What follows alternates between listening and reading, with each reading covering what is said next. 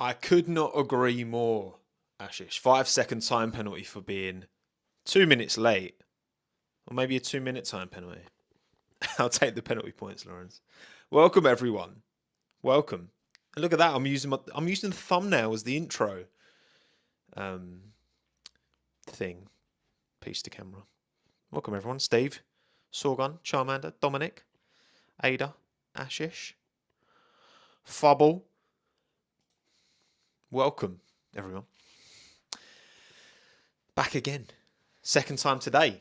We've already talked, exactly, round 2. We've already talked about Mick Schumacher, so I'm not going to cover that. We've already talked about it, okay? If you want to hear my thoughts on Mick Schumacher and him being replaced by Nico Hulkenberg, you can watch the live stream from earlier today. If you missed it, because the news dropped quite early. But we're here again to not talk about that. No. We are here to talk all about round 22. The final round of this Formula One season. Why has my nose just started like getting all just as I start? ASMR sniffing for anyone who's into that kind of thing. And round 22 of the Formula One season. 2022 Formula One season. Back to Abu Dhabi. Wow.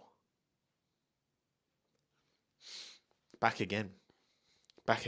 And as always, we are going into a race this year with some controversy and some drama, which we will get onto. The Red Bull statement, we will address that. I have read it. And, yeah. Chat was on a subway hype train. What do you mean, Will? I love a subway. But yes. Let's talk about it. Right. So, first of all, if you've watched these streams before, you kind of know how this goes. So I haven't done this on purpose, but it was Max Verstappen who won last time. Officially. Anyway, we'll move on from that one. But let's just go back to the to the intro, yeah. Look, obviously, this is going to be a talking point. 2021 is going to be a talking point this weekend. Might not be the biggest talking point because of other things, but it will certainly. Max Verstappen is going to be on the tip of everyone's tongue this weekend. It's a weird way of putting it, but there you go. The FA lost. True. And Michael Massey lost his job. But yeah. One to remember for all of the reasons, good and bad, that season. But there you go. Bjorn, I agree. Kevin Hulkenberg will be something. I'm sure you've got Kevin and Nico. You've got Esteban and Pierre. You've got now Checo and Max. You've got those little drivers with a little bit of frostiness going on there, ain't you? It's all about the drama, isn't it? Sassy Massey, that's it. I'm good, Mladen. How are you, mate? It's going Dutch. But yeah, Abu Dhabi. You know what? Actually, I think the circuit has been improved. The changes that they made for last year. I think they've improved the track. I'm anticipating a all right race. I don't think Abu Dhabi's the worst circuit. I don't think it's the best, but I don't think it's the worst. And we will see. Right, let's get straight onto your predictions. Actually, no, let's not. Let's not do that. Let's have a look at the championship standings after. Wait, that's the wrong graphic. For crying out loud! Right, hang on. Did I not? Wait, hang on. Technical difficulties. No, don't look at that. Don't look at that. It'll trigger people. Hang on. I have updated it. I just forgot to. There we go. Right. Okay. 1 second. Just balance the microphone. Stay. That's not the. If I do that, and then I'll do that, and then I'll do this, and then I'll do that, and then I'll do that, and then I'll do that, and I'll do that, then it should be updated. There we go. Fire Tommo, bring back Womo. Now, Womo only lives on Twitter. Annoying people. I'm kind of annoyed because I put my nice Pirelli Inter shirt on, but you can't really see it in the frame. There you go. Cheers, Chungus. Appreciate it. Appreciate everyone out there who's not in the live chat. Shout out, I see you. Well, I don't. I see the number, but I see you. Okay, I see you. Um, yes. So look, in terms of, there's some tasty battles. There's some tasty battles going on here. Now, obviously, the drivers' standings are kind of only relevant now to the drivers, like from a selfish point of view. They don't actually kind of mean anything, like in terms of championships. But again, every driver's out there. Perez wants P2. Red Bull want the 1-2. He's level on points with Charles. George has got an outside chance. If Perez and Leclerc don't get any points and George wins with fastest lap, he snatches P2, which would be insane. It could happen. It could happen. Sainz and Hamilton as well. Only 6 points between them. Ocon and Alonso. Ricardo, Vettel. Magnussen, Gasly. Stroll, Schumacher, Tsunoda. That could go either way. And obviously because I always do preseason predictions. So there could be a changing of the guard, which could go in my favour or against me. We'll see. We will see. There's the championship standings, and then the constructors ones, which are more interesting because there is actual money at stake, and it's been clarified that Otmar was talking about this. Other team principals have spoken on this as well. It's like the difference in ATR is a factor, but you would still rather finish higher up and get more money. Obviously, not all costs are covered in the cost cap, so you still benefit from having more money, even though there is a cost cap, because you can invest it in other things, outside of it. Big up Callan at school, mate. Hope you're doing your work, mate. All right. Don't listen to me if you've got to do work. Work is study is important. But yeah, 19 points between Ferrari and Mercedes, 19 points between Alpine and McLaren, 5 points between Alfa Romeo and Aston Martin, and 2 points between Haas and Alpha Tauri. So a lot to fight for. Alpha Tauri has been a real shocker. I was anticipating them to be right at the sharp end of the midfield, if you remember my preseason predictions, and I was very wrong. You look at Alpha Tauri last year, the amount of times Pierre put it in the top 6 in qualifying. Now, nowhere. Williams bottom, P8, 8 points, P10. What I will say, the amount of times that Alex has finished 11th, 12th, 13th. In fact, let's check. Come on, any chance for some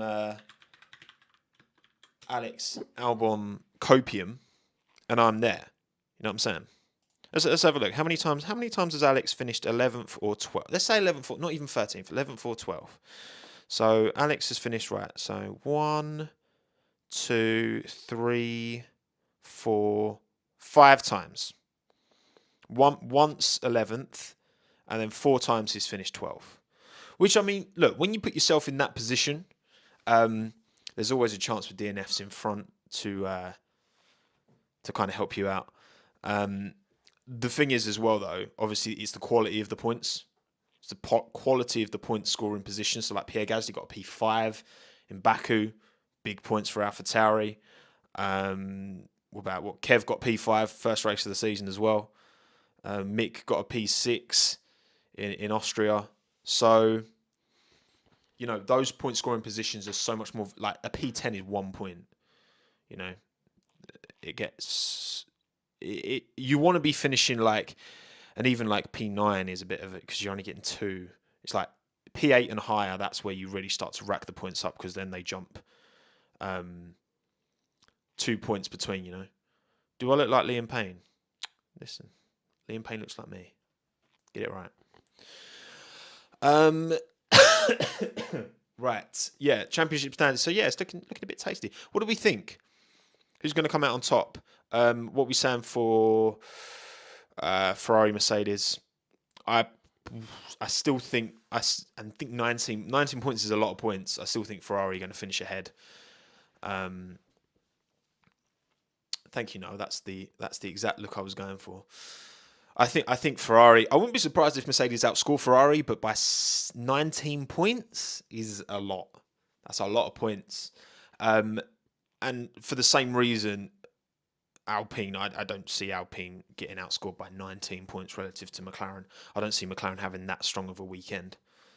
It would take a lot. Also, I just realised something. The battery is very, very low on my camera, so I'm just going to have to do the old switcheroo, which what I'll do is I put the intro on so that, there we go, look, see, you can just look at my nice little thumbnail. Look at the way I've kind of integrated the Alfa Romeo into the text. Look at that.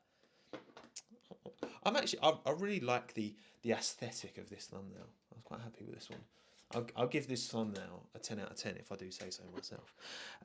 There we go. Battery is changed, and we go back to the constructor standings. Yeah, look, seamless. Look at that. Yeah, Alpine will outscore McLaren by the end. 19 points, especially again when you're not fighting for the difference between P1 and P2 is 7 points. Difference between P2 and P3 is 3 points. Difference between P3 and P4 is 3 points, and then it's all twos down. You know. But yeah, Alfa Romeo, Aston Martin. This one I could definitely see Aston Martin, because Aston Martin just feel like they just have more pace than Alfa Romeo at the moment. Vettel was very, very unlucky. Final race as well. Like, I don't know. I just feel like there's good vibes going into this one for Sebi. So I wouldn't be surprised. I would say I would, if I was betting on it, I'd put money on Aston. Welcome back, Sarah. No problem, mate. Yeah, I put money on Aston for that. Hassan AlphaTauri.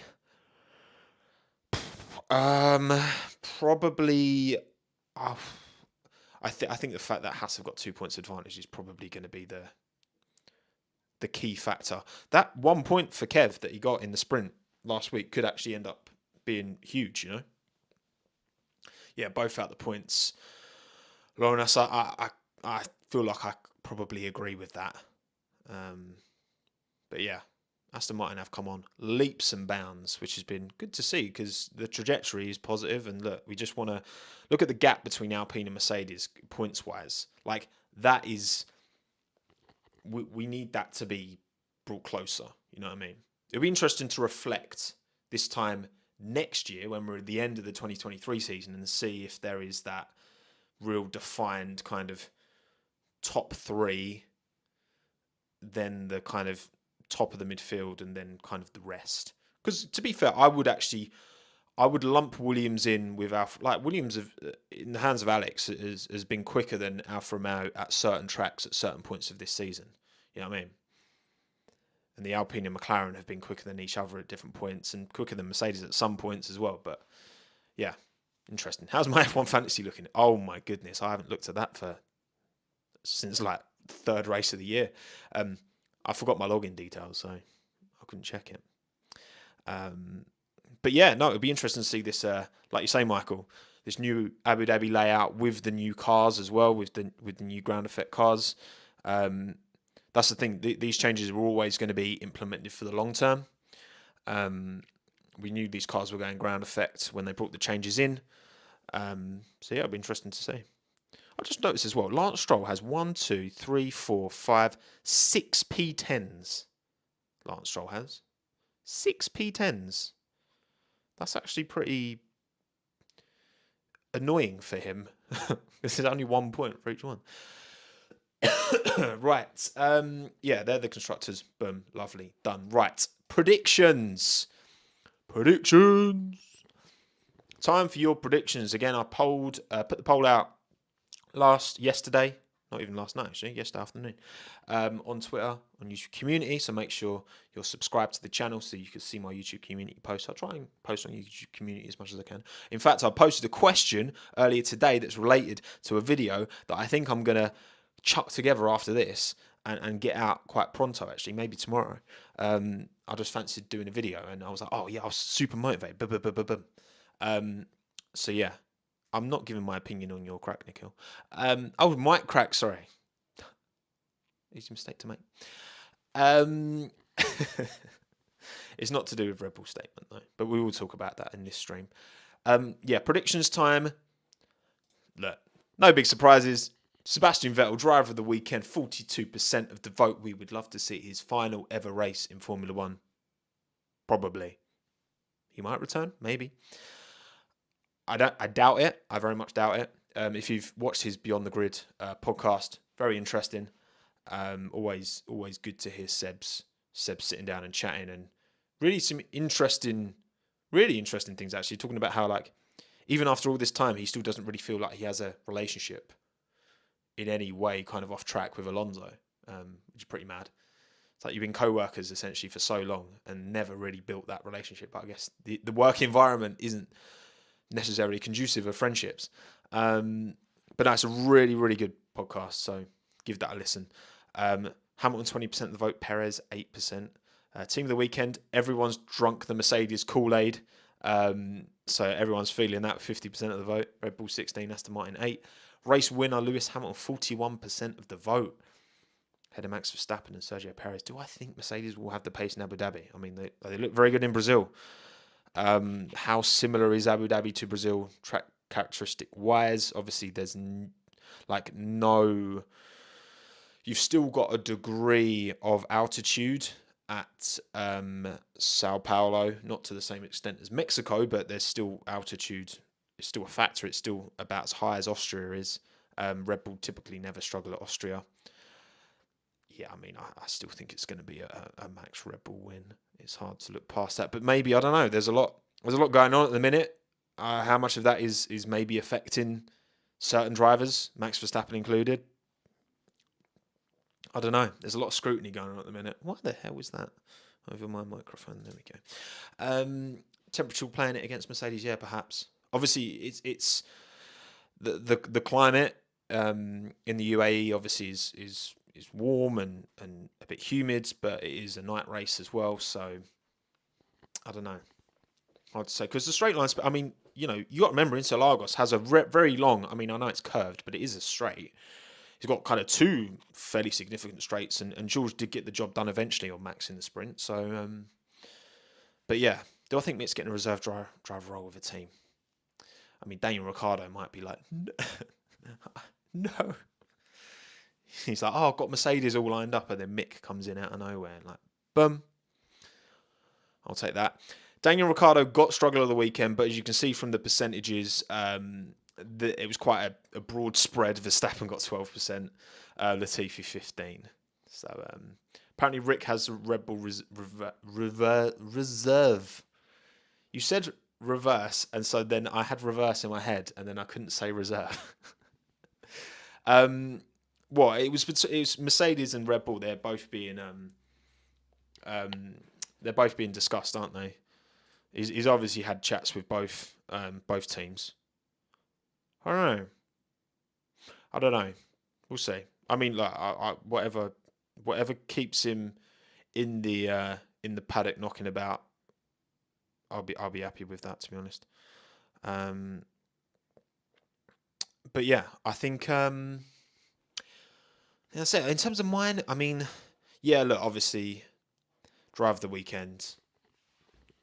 That would be amazing to see Seb have a good weekend. It'd be great to have. Got to remember, this is Latifi's last ever race in F1 as well. Nicholas and potentially Ricciardo and Mick. I mean, look, maybe Latifi will come back. I somehow doubt that. But yeah, so there's a few drivers that we're going to be saying goodbye to. Four drivers that we're seemingly going to be saying goodbye to, unless Logan Sargent doesn't get super license, in which case I'm sure Mick Schumacher will be the first choice to replace and sit alongside Alex Albon next year. That is Mick's, and I think Josko Pito would put Mick in that seat. He spoke very fondly and kindly of Mick Schumacher, but that's a big ask. I really don't think that's going to happen.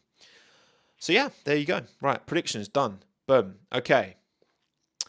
So I guess we kind of got to talk about this, haven't we? So earlier today, not that long ago actually, Red Bull put a statement out. This statement, as you can see on screen, feel free to read it yourself. I will read it so you can listen along with me if you want. As a team, we made some mistakes in Brazil. This has come from Red Bull, by the way, officially. We had not envisaged the situation that unfolded on the last lap. You should watch the last lap this weekend, by the way. Got two very special guests. Red Bull, no. Best quality race watch along live stream out there. And we had not agreed a strategy for such a scenario before the race.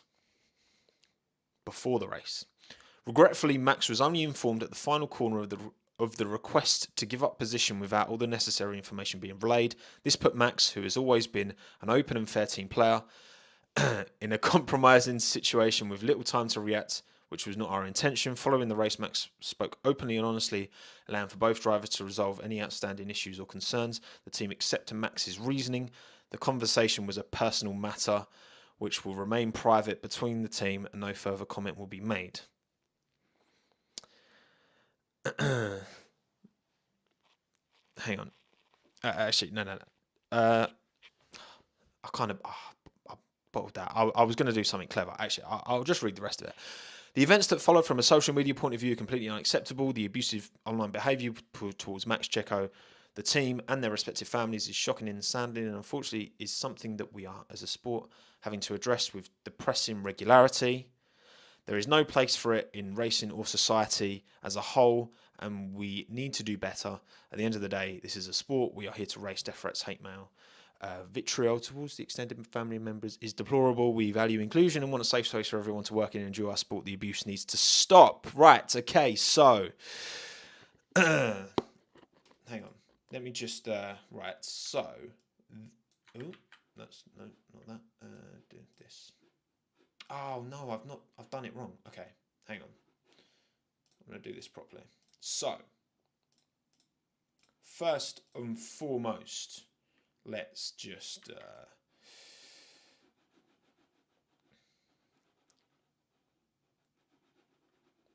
Let me just update this graphic quickly for you. There we go. This is really all I think they should have put out. Because this bit is true, you know. Regardless of what happens, it's sport. It's passionate. It's intense. People do silly things. It happens, right? And there is no excuse for attacking people, sending horrible, nasty stuff, vindictive, grim. There's no excuse for that. We should be able to talk about these situations, right? When stuff happens, be that, I don't know, Ocon and Alonso tripping up over each other, be this team radio thing. We should be able to talk about that openly and honestly and respectfully, and call out when we think drivers are nothing. Max has acted like a brat in this instance, to be honest. And that's okay. But to come on, it's grim. However, the other bit, so I just want to, what I'm going to do is I'm going to reverse that. I'm going to do this. And then I'm going to, hang on, what I'm going to do, right? So I'm going to go back to the intro. Oh, this intro slide's coming in well handy, man. This is ideal, mate. Right, so I'm going to do that. Right, I'm going to do this. I'm going to save that. And I'm going to just grab something. Okay.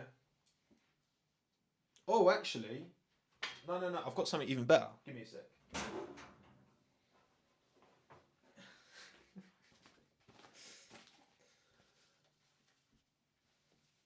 There we go.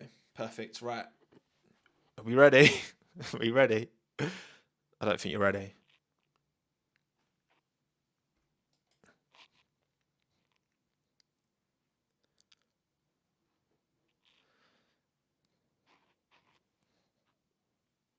Not just any cap. Not just any cap.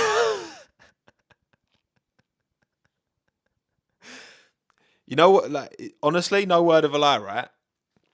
This hat, this Max Verstappen 33 hat, even when it's fully uncut at the back, still won't fit on my head.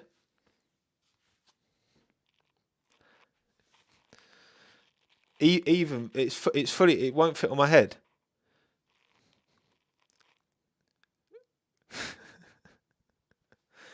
Now, I'm wearing like this because no, look, listen, right? I've got so many caps and they all fit, apart from this one.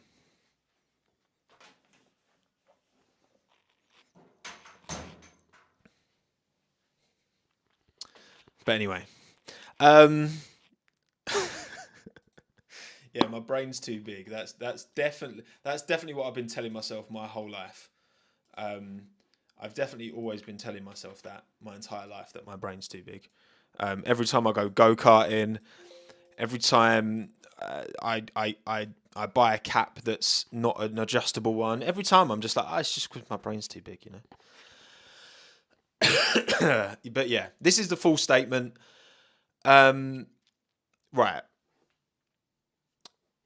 As a team, we made some mistakes in Brazil. And look, the drivers are as much part of the team as anyone else, okay? We'd not envisaged the situation unfolded on the last lap, and we'd not agreed a strategy for such a scenario before the race. Okay, fine. You hadn't agreed a scenario where Max, you would ask Checo to let Max pass to try and attack cars to then, you hadn't discussed specifically that before the race. Okay, fine. Right. Max was only informed at the final corner of the request to give up position. Now, I don't know exactly. I would love to know exactly when Max was told when to let pass Sergio.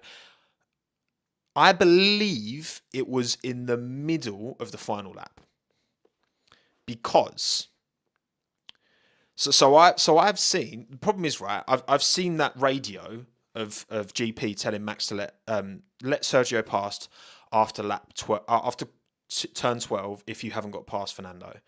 I've seen that overlaid over lots of different parts. I've seen it overlaid down like into turn 6. I've seen it overlaid in the middle. I've seen it overlaid in the last corner.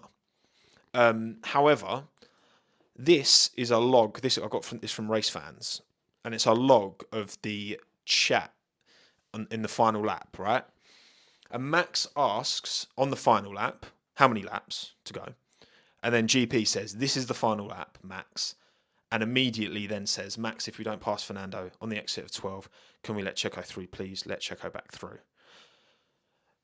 So, to me, this does certainly suggest that he was told into turn 6 into Lagos is, yeah, which is where I've seen.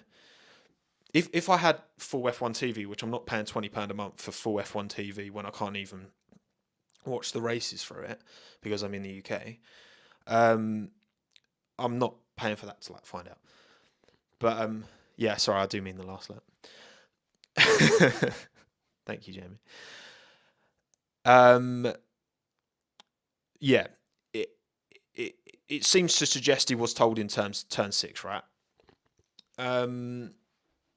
DRS, blah blah blah. Okay, so that's the log, right? Max was only informed in the final corner of the request to give up position without all the necessary information. Now, honestly, like I want to. I think it's really important, right? Whenever we were talking about these things, that we try and best understand the alternative point of view. It's not just about playing devil's advocate for the sake of it. It's about playing devil's advocate to try and make sure you're coming to the correct conclusion, or a conclusion you believe in, right? Can anyone tell me? VPN doesn't work for me, Ollie. Can anyone tell me what more information could have been given? Is there anything we're missing here?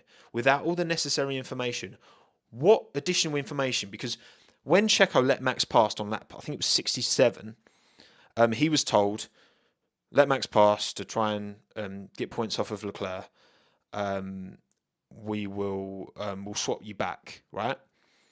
And it is true that when GP said Max go get Alonso and Leclerc, he didn't he didn't specifically state that we want you to give the position back if you don't get the move done. But that's fine, like, as far as I'm concerned. But they didn't say please. GP would have said it in the middle of the lap if he suggested turn 12. Theo, that literally makes so much sense. Why would, if the instruction, right? Hang on. So it's saying Max was only informed at the final corner of the request to give up position. However, GP says if we don't pass Fernando on the exit of 12, and then says don't worry about DRS Max. This can't. Max got told into turn 6. Just checked on F1 TV. Okay, so this is just not true. He wasn't only informed at the final corner. He was informed halfway through the final lap.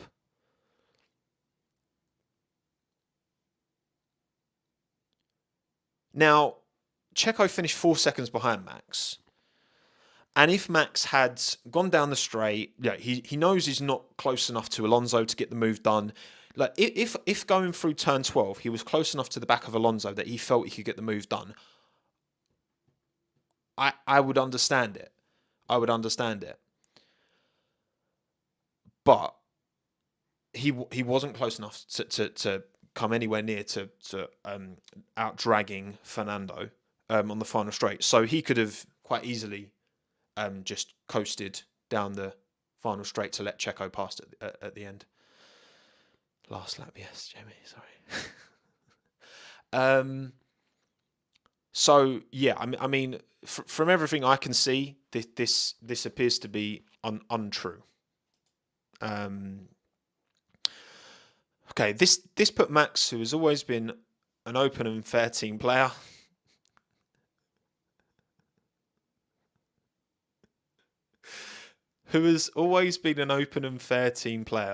I like the way they just added that. You know what I mean? I like the way they just added that in. By the way, always an open and fair team. In a compromising situation with little time to react, which was not our intention. Again, the evidence I can see, and from what you're saying, and it all seems to add that he was told on by turn 6 at Interlagos. Like, that, I'm sorry, but that's just, it's just bollocks. This is just PR. I'm sorry, this is just PR. This is 100% just PR. Little time, compromise the situation, little time to react was not our intention.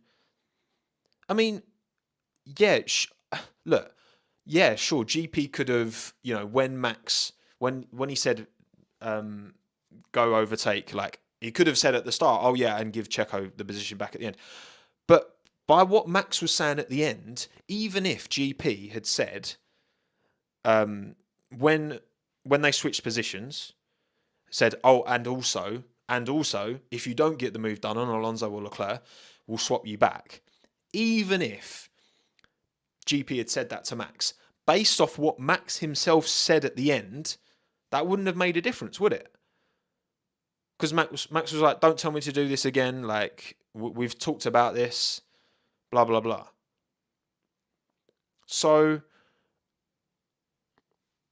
to me, there's just, based off what Max said, this is what I mean, based off what Max said, that doesn't seem to add up. And look, we don't know what's gone on behind the scenes. There's clearly something, whether it's Monaco, obviously a load of room. The problem is as well, the more that Max and Red Bull don't acknowledge and don't address exactly what the problem is, the more that people will speculate.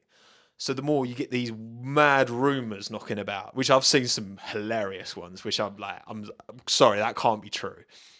But like, if you don't, if this happens and then you're just like tight-lipped about it, well, of course, like um, people were gonna like, and I'm not talking about Checo maybe purposefully crashing at Monaco, because actually looking at the evidence, in my opinion, I could that that that could have been the case. That could have been the case. The throttle on and the lack of correction seems a bit off.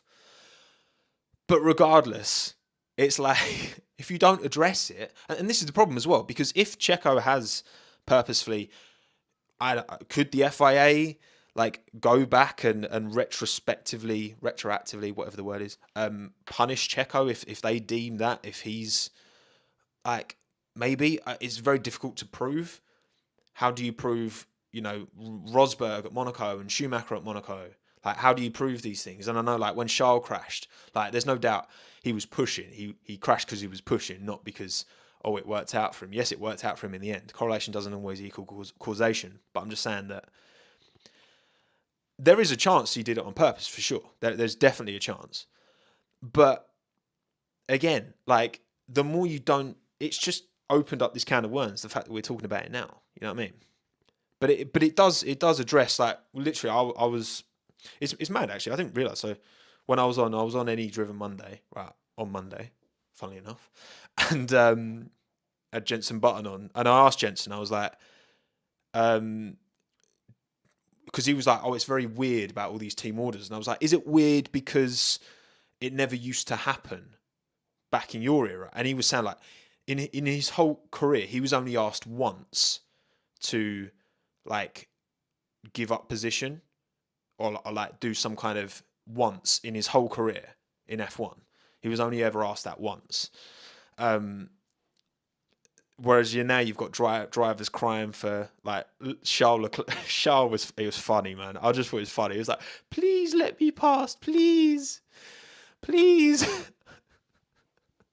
It's like you can't expect Carlos to like drop a podium because you get a couple more points. I'm sorry, Charles. But anyway, regardless. Following the race, Max spoke openly and honestly, allowing for both drivers to resolve any outstanding issues or concerns. Again, that doesn't really.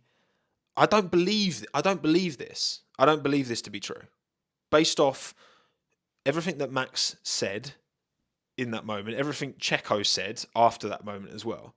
I mean, for your teammate, right? Let's go from Checo's point of view. So you've let your teammate pass, right, for P6, okay?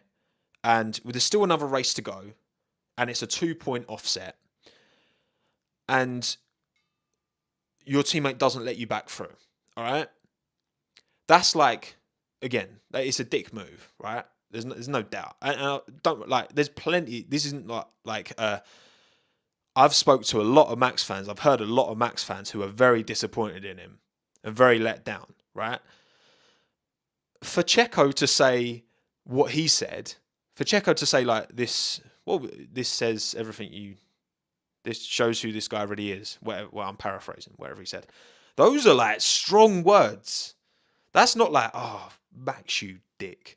Like, you know what I mean? Like, it's like, shows who he really is. That's it. This shows who he really is. That's strong. That's strong, isn't it? Come on. That is, even that's strong. Like, if like when Leclerc said about Norris, he was like, this guy's a whatever, right? He swore and it bleeps it out.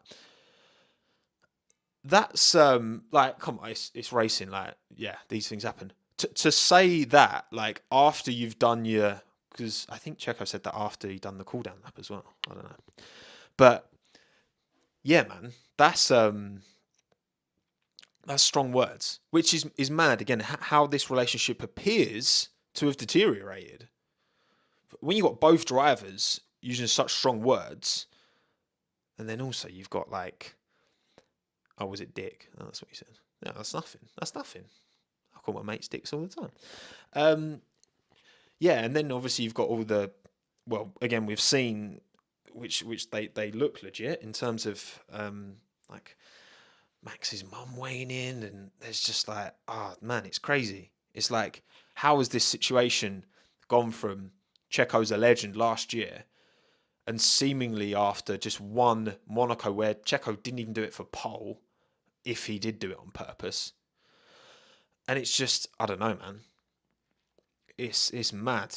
That, and this is the thing. Look, we don't ultimately we only comment on what we see from the outside looking in, and that's the same for the journalists. That's the same for like even people in the paddock. Like, we don't see the details of these teams, but there's, oh, man, it's messy. It's messy. You know what? Like, I think, and again, you had Yoss's statement as well after Monaco as well, which I don't think kind of, at the time, I remember just thinking like, what are you talking about? Even Christian has come out. Remember when Christian did that sit down with Martin Brundle? And he was like, he literally like mentioned how like Yoss's comments haven't helped. I don't think he specifically named Yoss. I think he was just like certain drivers' dads or whatever. It was, mate, I don't know. There's way more to this. I'm sure there's more to this than Monaco, but what that is, I don't know. I do not know. It's very it's very mad. But again, look, that whole, for me, that first paragraph is waffle. It feels like they're kind of throwing GP under the bus a little bit, maybe. Like, I don't know. I don't think, I think in terms of, you shouldn't have to specifically outline these situations before a race. It should just be understood that, oh, if you're going to let a driver past and you can't get the move done, then return the position. That should just be like a given. And then all about like the late communication. Really? No, I don't think that's true. I think that is cap.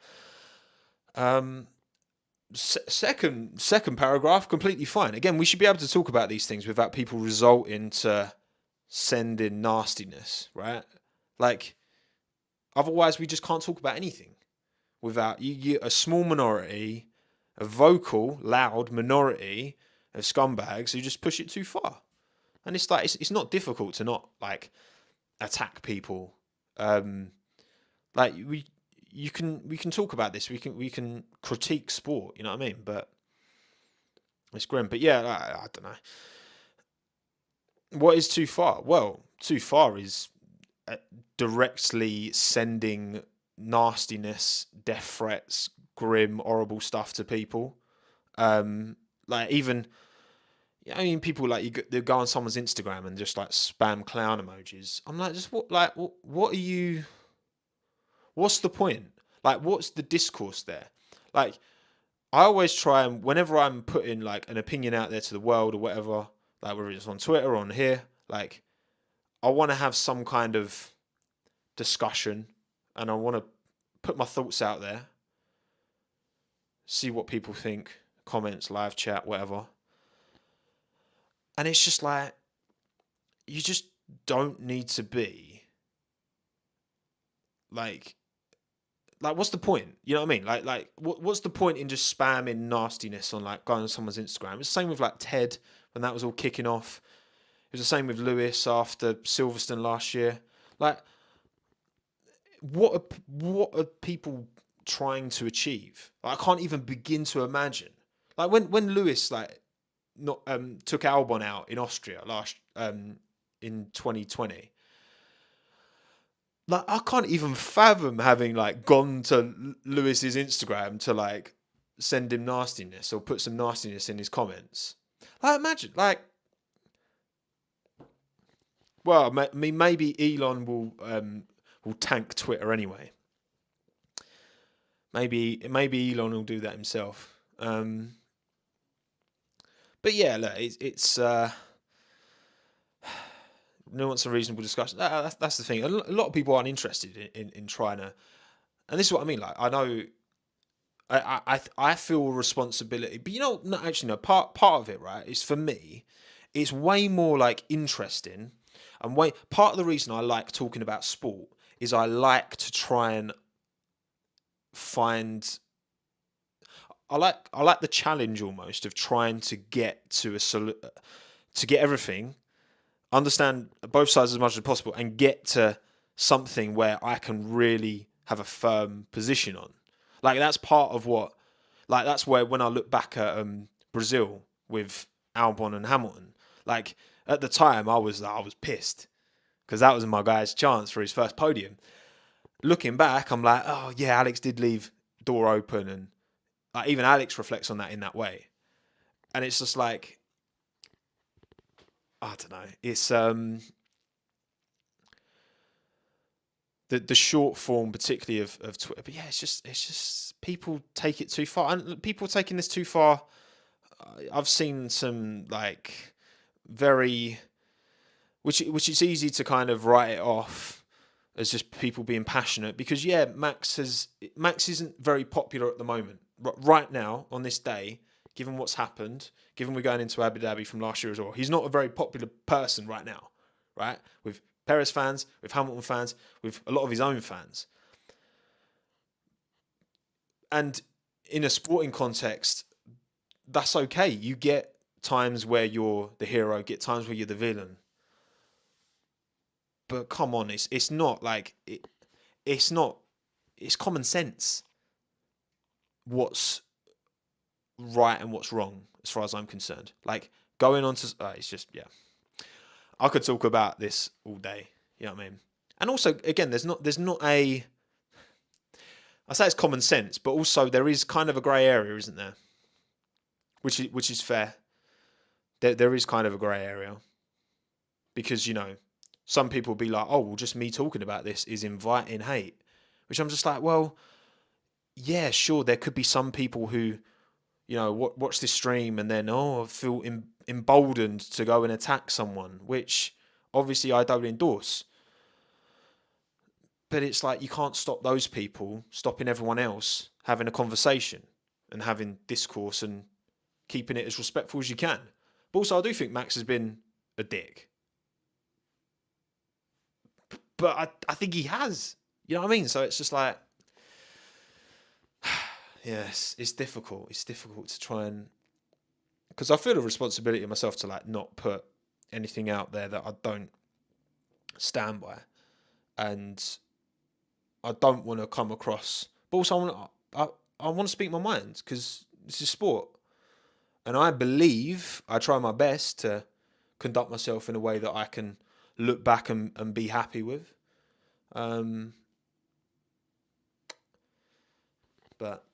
we're all human. No one's perfect. Thank you, Anthony, mate. Appreciate it. Hello. Does Max just want to make sure his points record can't be broken by anyone, so he didn't give the position back?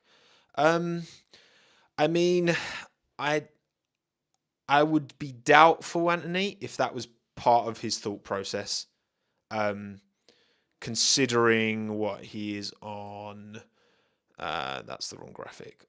He is on 429 points. I doubt that points record means too much to him. Maybe it does. I doubt that was part of his thought process personally, but maybe. Are you a World Cup fan too? Absolutely. Although this year, I've just not had that same buzz for it. You know what I mean? I've just not had that same buzz for it. Maybe I will. But I don't know. Maybe once it started, I will, but I'm not sure. Not yet.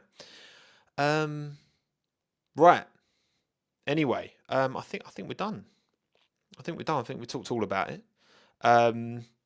Let's hope it's a good final race of the year. Hoping for a worldie. Lewis's final chance of the year to extend his record, but I don't expect Mercedes to be the quickest car this weekend. Maybe Ferrari actually. I wouldn't be surprised if this was a good result for Ferrari. A lot of rumours at the minute are around Mattia Binotto actually and getting replaced by Fred Vasseur. I haven't even mentioned that, have I? Actually, should we talk about that now? Actually, you know what? Yeah, let's talk about that now. Wales will beat you. We'll see about that. We'll see about that. GQ cover. Yeah, I have seen it. I don't know what Max was thinking wearing that blue AlphaTauri t-shirt and a Red Bull cap. I really don't. But anyway. Thank you, Jamie. I appreciate it, mate. Too kind. Yeah, Bonotto. What's it? What's the big Italian sports publication? Galazzo della Sport, something like that. He's talking about Gazzetto something, literally. Yeah, talking about Bonotto potentially being replaced by Fred Vasseur for next year. And very strong rumours. Ferrari have come out and given a whole speculative conjecture response to it. I mean, again, I've said this. I think Mattia should be moved to a technical focus role because he's clearly very good at what he does. What he's good at, what Mattia's good at, he's clearly incredible at. That car's amazing. That Ferrari's amazing. We will talk about how good Nui is. Ferrari have developed a car that, especially at the start of the season, was just as good, if not better, than the Red Bull. Leave him to do that and then get someone else in to handle everything else. Gazzetta dello Sport, that's it. I was like, Gazzetto dello Sport? He's been being fired with chicken. No, because look, I get that the frustration with Ferrari and the way Bonotto has allowed this lack of organisation from a strategy and operations point of view, whether it's not bringing the wheels out on time, it's not just strategy choices either. It's like, just leaving Charles hanging there where they're putting the wrong tyres on the car.